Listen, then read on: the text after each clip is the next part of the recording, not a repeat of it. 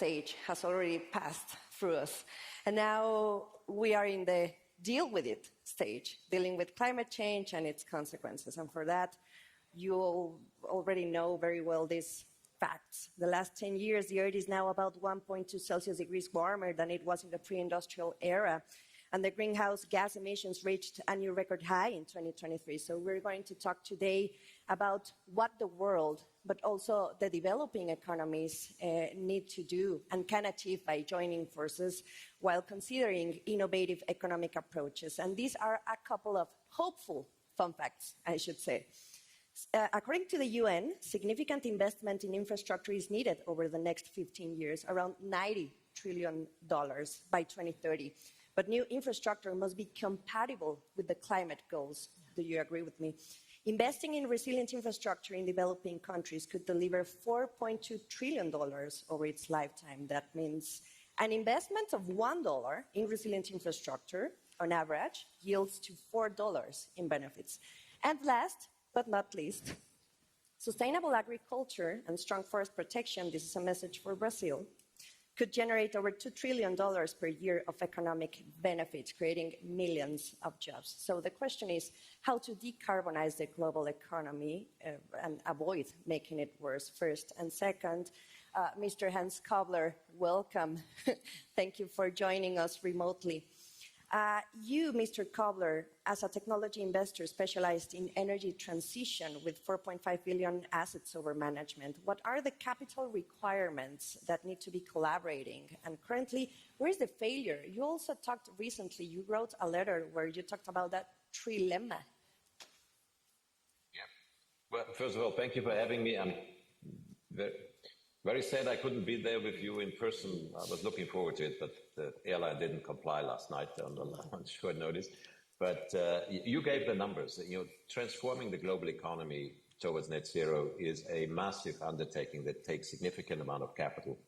90 trillion, 150 trillion, if you believe McKinsey. It's an enormous amount of money, and people all want to go clean. There's a fundamental push towards that, but it also has to be affordable. And that sort of is the first challenge in that effort. And it has to be secure from against the environment, it has to be secure against the national threat, where the countries need to look at their supply first. So those three together, we call the energy trilemma, which is an equation that is very, very difficult to solve. In our view, the only way to do that is through innovation and collaboration, bringing together the innovators, the incumbents that are sitting on massive infrastructure deployments that has still useful life, and the capital, and get them to be creative, because what we're trying to do is very difficult. And from a financing perspective,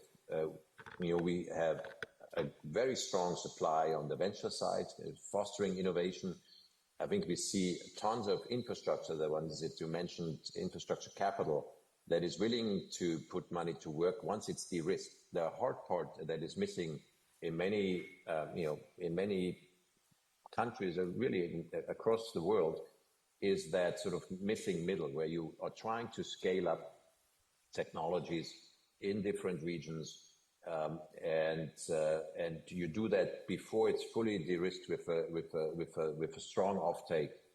And some of the projects that we are looking at here to decarbonize the global economy are just in capital requirements in the hundreds, if not billions of dollars. And to put that to risk is, I think, one of the major challenges we face today.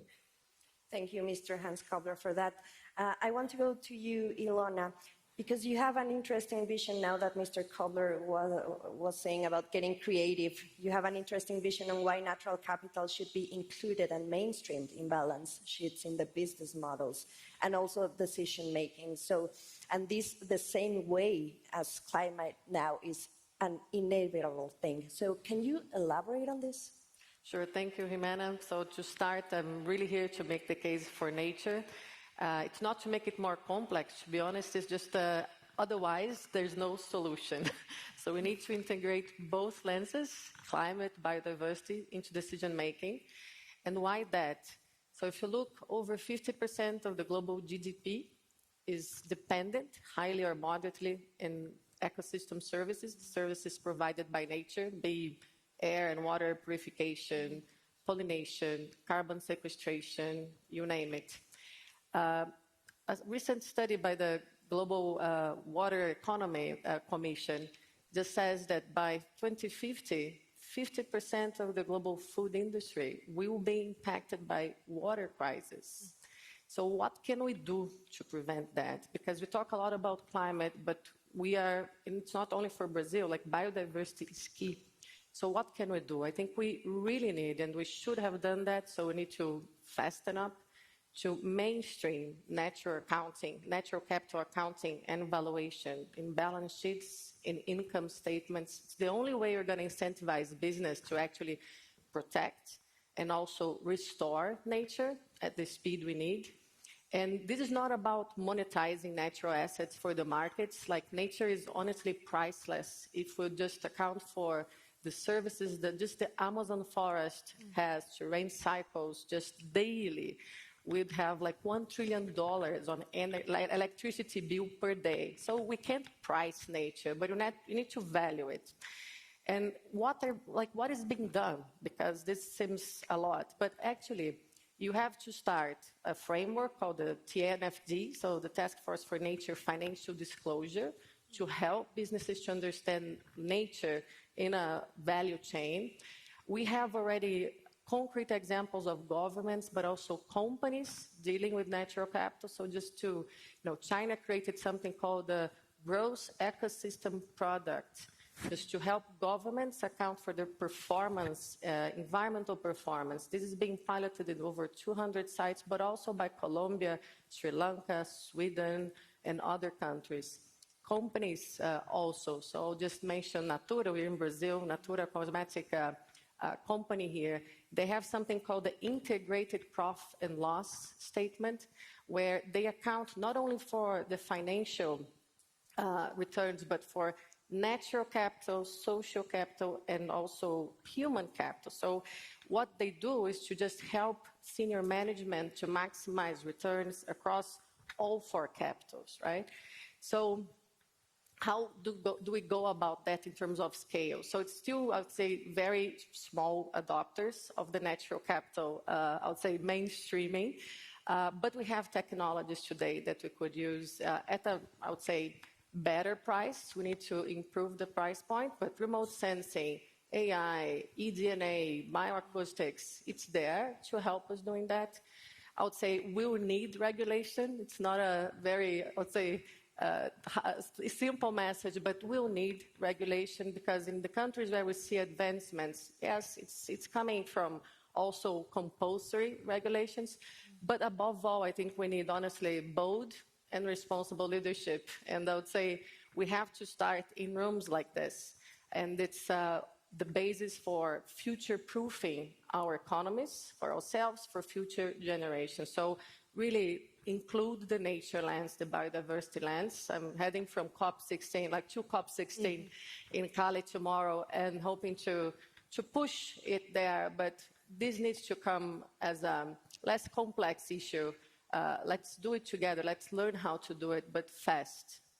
Fast, that's the key. And also, talking about these frameworks to understand nature, Miguel Setas, welcome as one of the as the CEO of one of the biggest companies here in Brazil. What's your take? First of all, Jimena, thank you very much for having us today here.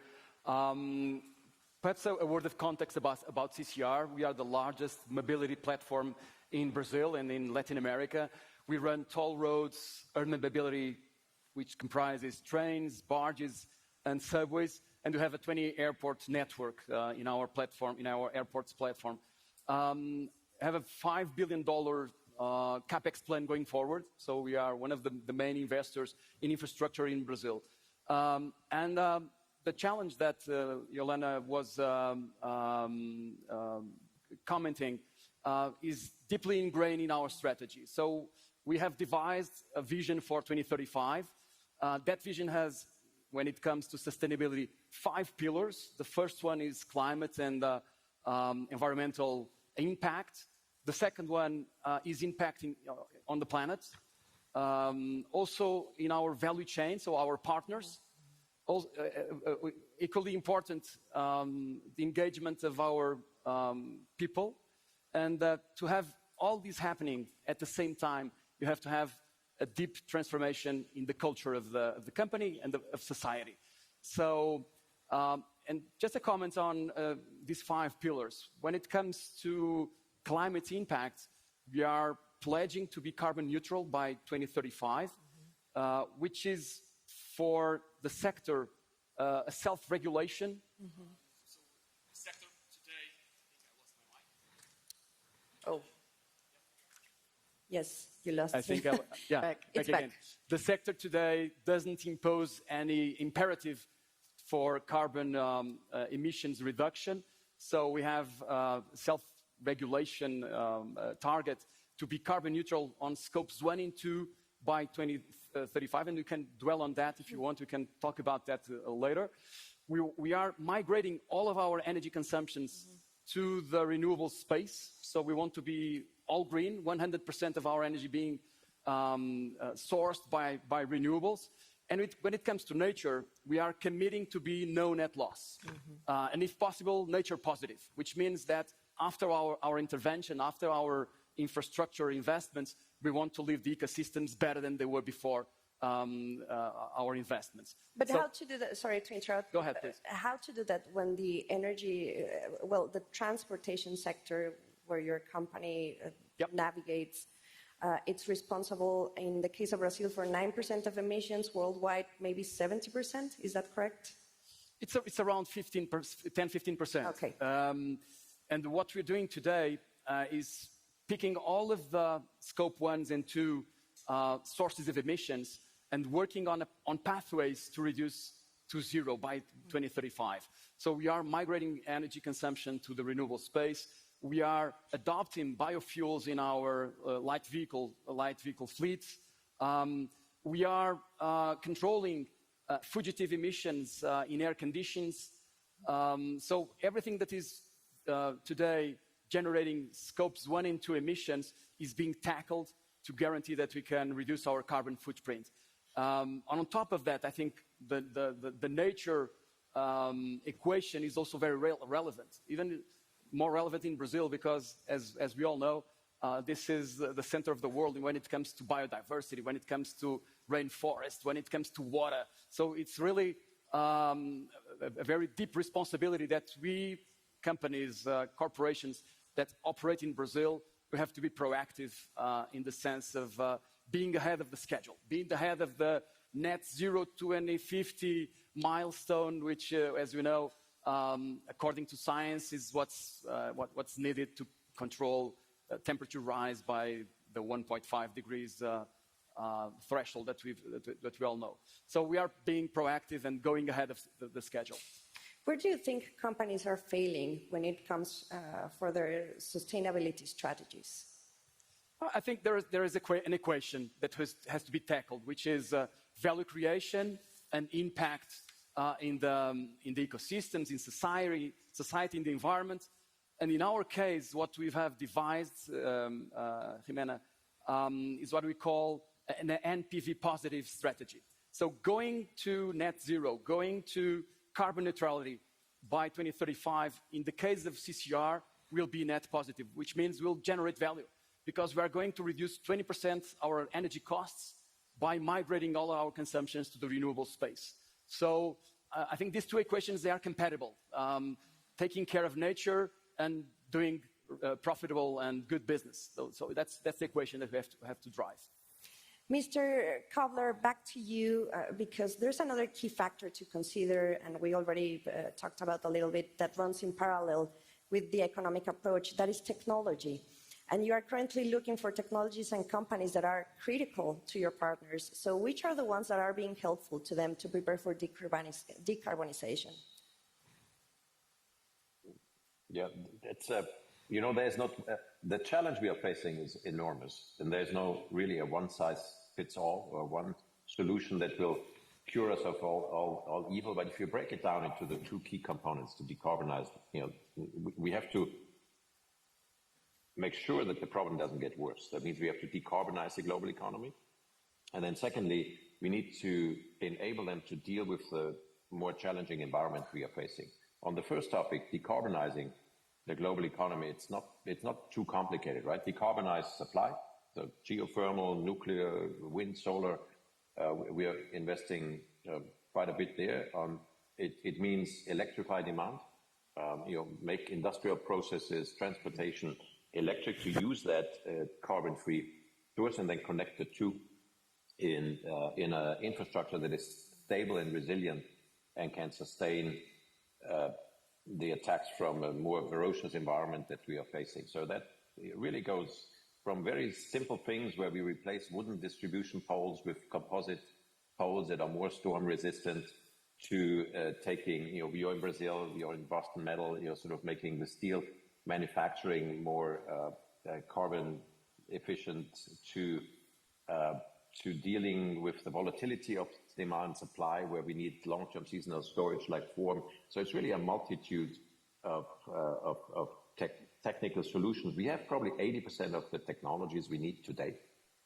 So for them, it's more a matter of scaling them. That's where we as EIP, we try to help in that process by bringing together those innovators that often sit in America or in Europe, but connecting them with the emerging economies, with the emerging markets, and making it a little bit easier for them to deploy.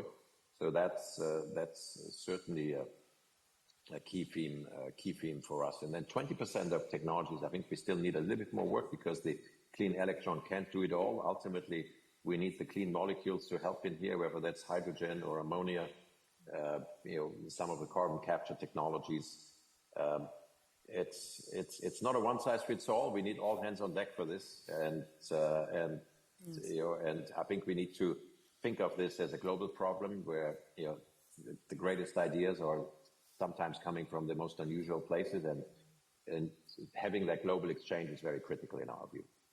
Great. Now, Ilona, there's a tricky problem for emerging economies today, as you know, because how to curb emissions while still trying to get the standards of an economically developed country? Best example, Brazil itself. Sure, and Jimena, I think it's a catch-22, but it's the last train that countries such as Brazil, but also if you take the whole G77, that's the last train we have to the developed world. So I think Brazil has at the moment several plans. I'd say the master plan that connects to others is the ecological transformation plan led by the Minister of Finance, but you have also a biofuels plan. Of course, you have the climate plan from the Minister of Environment, and others that connect into a plan that would go through all the sectors that you mentioned here. And because it's a country that is looking also for the nature lands, so nature is also big.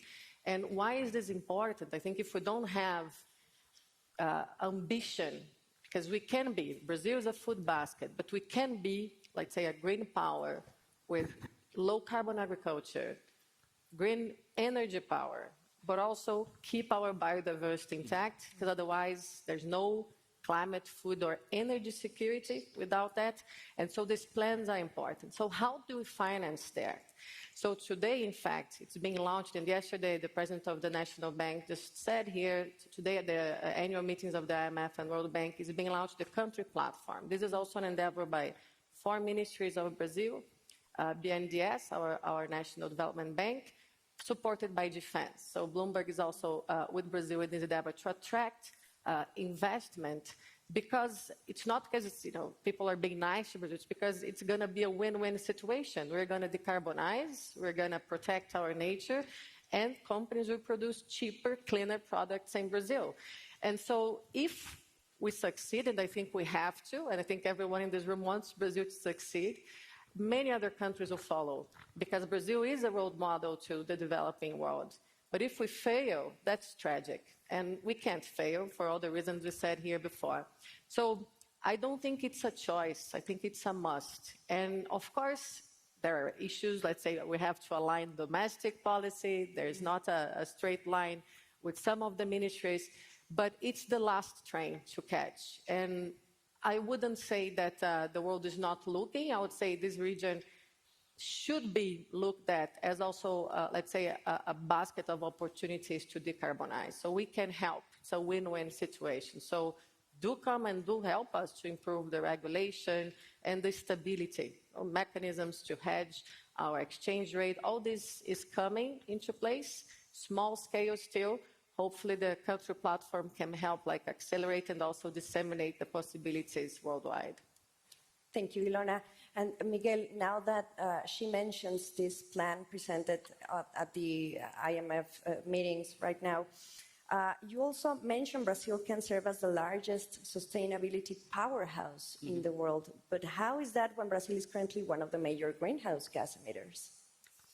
I think we all know that Brazil is the largest ecology superpower in the world, with the largest rainforest, with the largest water reserve, the largest biodiversity in the world. 20% of the whole biodiversity of the world is in Brazil. The greenest energy matrix, 90% of the electricity that is generated in Brazil comes from renewable sources. So this country is really a superpower, a powerhouse when it comes to sustainability. There's, according to Boston Consulting, there's a huge investment opportunity of around $2 to $3 trillion till 2050 in 4 areas. Energy, so energy transition is definitely one of the leading drivers of that investment. Carbon markets, agriculture that Ilona has already mentioned, and the industry, green industry, cement, steel, with low carbon footprints. So there is really an outstanding opportunity of converging to Brazil investment that will be relevant for the country, for the economic development of the country, but also for the sustainability equation, which we think is being challenging in Brazil. We also know that Brazil is one of the most affected countries by climate change. We've had recently, since the beginning of the year, very significant demonstrations of that. The flooding in Rio Grande do Sul, the wildfires in the country. So we are in a moment of very strong pressure upon the climate. So I think we have to work in parallel in 2 agendas. The mitigation agenda, to reduce emissions and to try to be more carbon friendly, more carbon neutral than we are today. And when you take the carbon footprint of Brazil, at least in 2019, 2020, half of that was generated by deforestation. So if you stop illegal deforestation in Brazil, you curb 50% of carbon emissions, which brings Brazil down to a rank which is not in the top 10 emitters in the world. So that's very relevant. So mitigation agenda is relevant, but adaptation agenda is also very significant. And we know that in the mitigation space, private initiative is more prone to invest. So 2/3 of mitigation investments come from private companies, whilst in adaptation, it's less than 10%. So you got to have public policies. Those public policies, they have to be translated into adequate regulatory frameworks. They have to bring incentives on board, and they have to channel incentives to guarantee that all the private initiative goes in the same direction. But it's very, very critical in the infrastructure business, as we all witnessed it since the beginning of the year. So in that sense, you all know Brazil will be hosting the next year COP, the COP30. So what does the Brazilian government need to present to contribute, to really contribute to the net zero goal?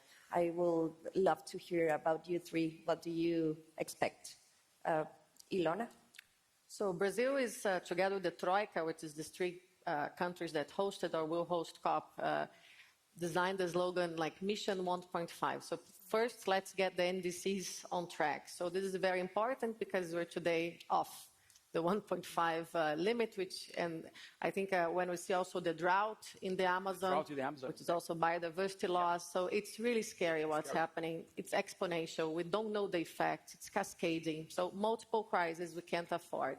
So I think what Brazil has to deliver, because it has a very ambitious NDC, and we have even more to be launched now at Baku. Zero deforestation, zero illegal deforestation, but over 95% of deforestation in Brazil is illegal, so means almost It's really almost zero deforestation.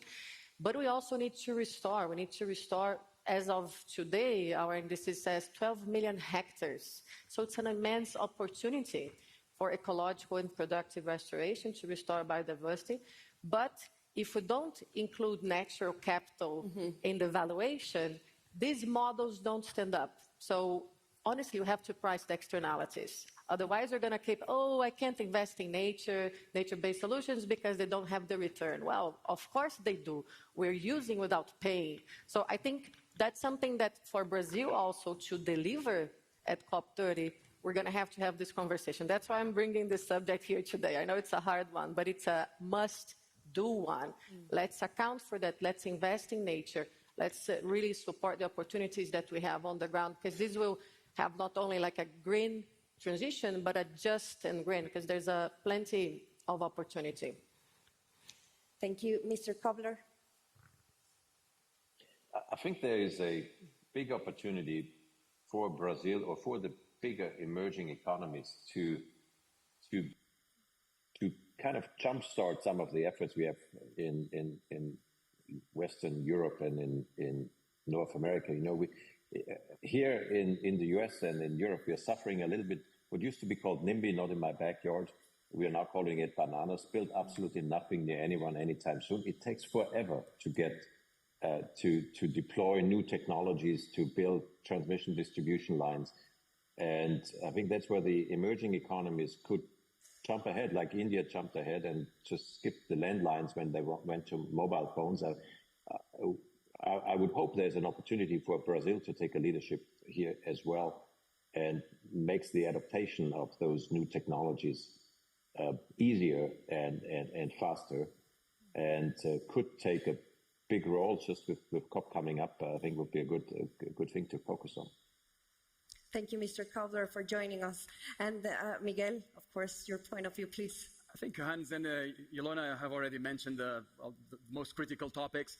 I would add that this is a very significant moment for Brazil, for the world, to draw attention to rainforest preservation and to avoid deforestation, which we all know that it's going south, so we don't need that. The other point I think will be critical, it's going to be water management. And in the Amazon region, we are in the center of that debate. So I think it will be also a topic that will be very relevant for discussion.